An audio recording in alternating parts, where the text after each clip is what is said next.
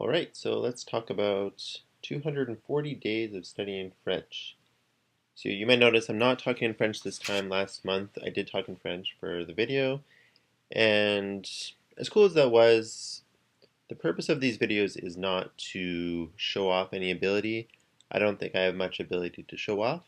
And also, the people who might be interested in following along a learner's progress, a beginner who's slowly progressing through French, wouldn't really benefit from a video like that because not that my French is particularly advanced, but might not know everything I'm saying, and it probably makes more sense for me to just communicate in English so everyone can understand my progress, techniques I've used, and ways they could potentially improve their own learning. So in the future, I might record more. In fact, at a certain point, I had this idea that I would I would record a 5 minute monologue every single day for a month and not post those, but then maybe just stitch together the first few minutes of one, or maybe the first 5 minutes, or maybe the 5 minutes of the first one I do, and then the 5 minutes of the last one, and see if I can notice any difference in terms of my fluidity of speaking. So I might do something like that in the future, but in terms of the update videos, I don't see much point in actually doing that because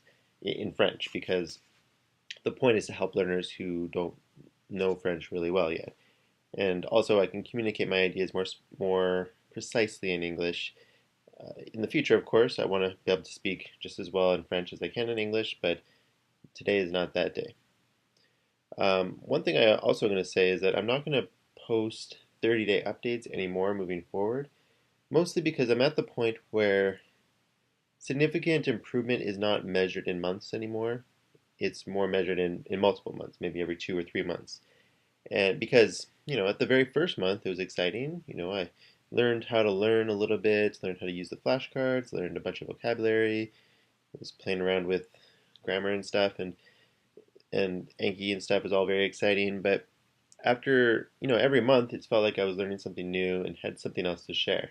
But at this point, like I said earlier, the time to improve and the time to notice the difference and have something honestly interesting to say, that is stretched out for a longer and longer time because it takes longer and longer to notice the improvement once you've reached a certain level.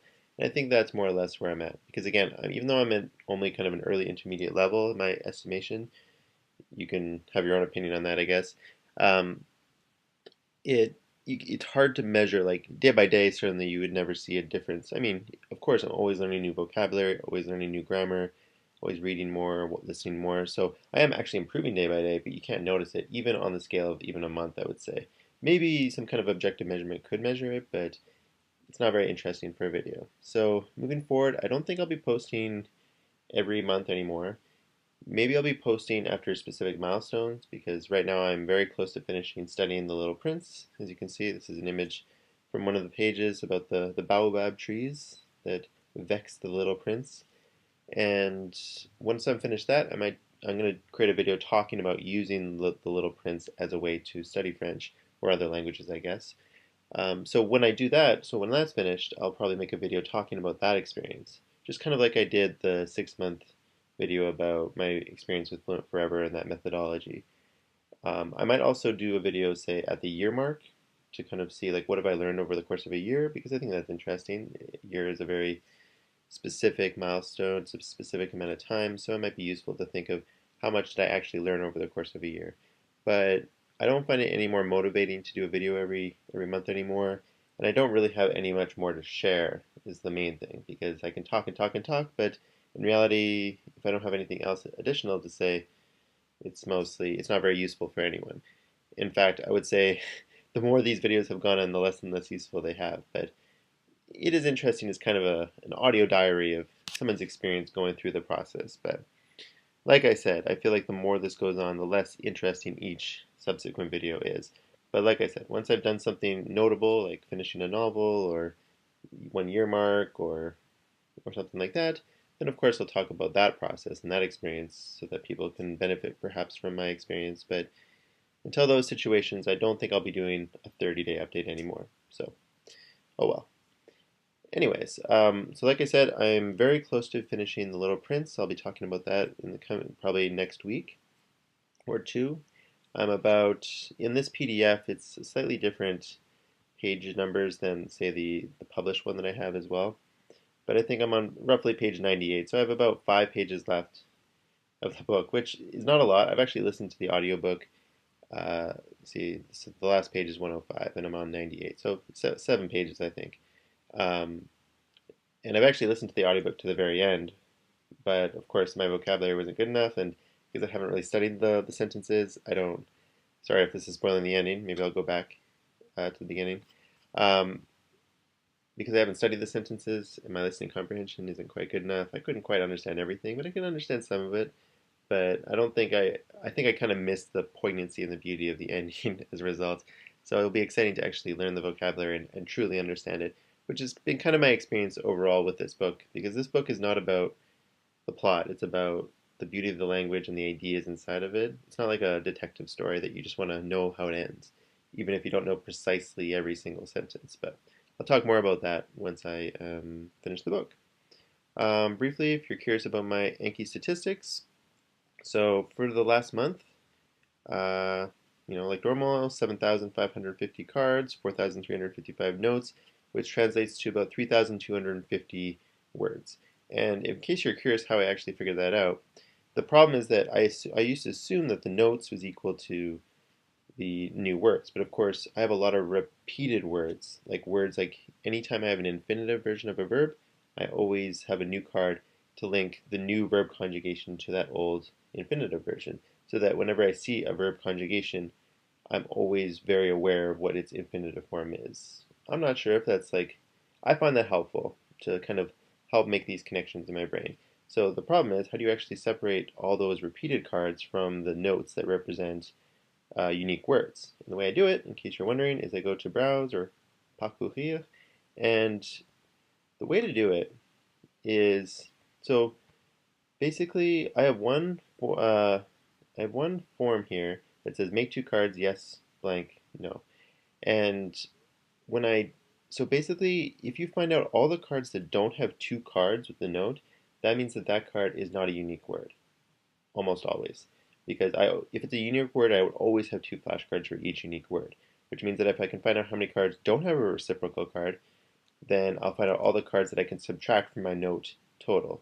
And the way you do that in Anki is you just type in the category and you put a colon and then another quotation mark to finish it. And then when you type this in, this is the total number of cards that don't have anything in this form. And so I have 1,115 cards that don't have a reciprocal card, which means that in order to figure out how many words I know, I just subtract 1,115 from this number, which translates to about 3,250, which is cool. Um, Now, one thing I've noticed when I'm reading novels is that there does seem to be almost an unlimited number of words, especially things like adjectives and adverbs and stuff. There seems almost like an unlimited amount. And reading and going through The Little Prince has really kind of revealed that. And perhaps my particular method needs to be revisited. I'll talk more about that when I discuss The Little Prince, but maybe learning every single word might not be the most efficient study method, but when I finish The Little Prince, I'm going to move on to L'Étranger, the Albert Camus book. And the nice thing about that book is that it's a lot of regular everyday language and everyday things that the main character does. And so I think that actually might be an appropriate book to learn every word just because all the language is very common, it's very useful, and I might benefit from that. But I'm going to have to think in the future, is it actually worth it to memorize every word? Because in English, of course, I didn't memorize every word. So many of the words are learned passively through novels that you just learn as you go. But like I said, I'll talk more about that when I finish The Little Prince. But anyways, 3,250, which is cool. I think statistics show that you need about 8,000 words to comfortably read novels, so I'm not even quite halfway there yet, but I can read a lot, and that's not nothing. Um, Statistics are always basically the same. I would say like the percentages are going just a hair down slightly every month. 90, I haven't checked the statistics, but 91.84 was the percentage correct for mature cards for the last month. There's a lot of sentences that I just forgot and I had to relearn. But honestly, every time I relearn a sentence, there's always something little about the sentence that I noticed for the first time. Like even if it's a sentence I learned like 6 months ago. And so by re-memorizing it essentially, I get a little bit more benefit out of the sentence instead of if I just memorized it, it's almost like there's different stages of learning. There's rote memorizing the sentence, and then there's eventually it starts to seep in, and then there's true understanding, and that might take months and months and months. And so that's why I don't stress too much about forgetting things, because if I remember it, it means that my brain absorbed it, and if I didn't remember it, then my brain was not quite ready for it, and I need to review it. And there's no shame in that. There's nothing wrong with that. It's just that's just what it is. And so I try to do the best I can to emotionally separate myself from these statistics. And in reality, I should probably just turn them off, but I find them cool and I find them motivating, so I'm going to keep them up, and it just makes sure that I'm doing things right. But the thing is, again, as long as I just keep on going, I will learn these words. It's just sometimes I'll forget them, and it just means my brain wasn't quite ready for them. Some words that I remember instantly, and then that means I don't have to ever review them. And so I don't want to emotionally attach myself to whether I get a card wrong or right. Like if I get it wrong, it's not a big deal, and I just have to relearn it. And because and I think the fact that my statistics and my percentage correct is quite high still, I don't have to worry about forgetting things because clearly I'm remembering enough for making it worthwhile. If it was down to like 70% this month or 50%, then clearly something is wrong. Like something has gone terribly wrong with my memory or my process. But the statistics show, and I think that's the main reason why I like the statistics. The statistics show that I'm on the right path. But again, I think it's important to separate yourself emotionally from how much you can remember. Um, and yeah, not much else to say about that. Uh, in terms of um, in terms of time passing, I've actually noticed my time has gone by a little bit quicker every session. Like if you look here, 6 weeks ago it was at my peak of 8 hours, so over an hour every single day, and now it's only about 7 hours, so roughly averaging about 7 hours a week, so about an hour a day. And one thing I've noticed is that it's so much faster if I don't read a card, if I just do it mentally. Now, again, there's trade-offs there because it takes way longer and it's much more mentally burdensome to read out loud, and you're focused on things like pronunciation. On the other hand, if you just read through it, it's so much quicker. On the other hand, you might blow through it and not really notice all the little details of a sentence. So there's a trade-off. I think it's okay to go a little bit faster and not read every single sentence. Um, but, that's kind of a personal thing. And at the end of the day, it doesn't really matter too much. But you want to reduce that mental burden as much as you can, that it's not as stressful and as tiring as possible, in my opinion. So if you can do your reps faster, I think that's probably a good idea. But I wouldn't. But like I said, it's always trade-offs. If you want to by remembering an entire sentence, that takes longer than just a fill in the blank. And I think it's important to balance those things, and that you get benefit from the harder cards, but it takes longer. So your mileage may vary on that. So I would suggest experiment and see what is for you. In terms of total time, coming up close to 200 hours on Anki, which again, that's only study time plus reading practice and listening practice and making cards. So I don't know actually what the actual time is, but it's cool to see hitting that milestone of 200 hours, which is pretty cool.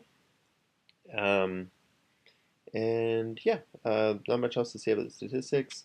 Over the next month, like I said, I'll be finishing The Little Prince. I will be starting L'étranger and see how that goes. Just continue doing what I'm doing.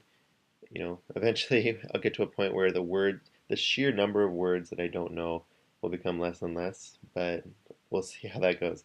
But I do notice, again, I'll talk more about this with The Little Prince, but even learning like the 1,000 words or so that I learned in The Little Prince made a huge difference in my understanding of grammar and just vocabulary in general. So I shouldn't be like so dispirited because I did learn so much and have improved so much just from going through this one novel. So, uh, you know, I guess I don't know what to say about that. But, anyways, that was my 8-month update on French. And if you have any questions, let me know. Anyways, have a good day.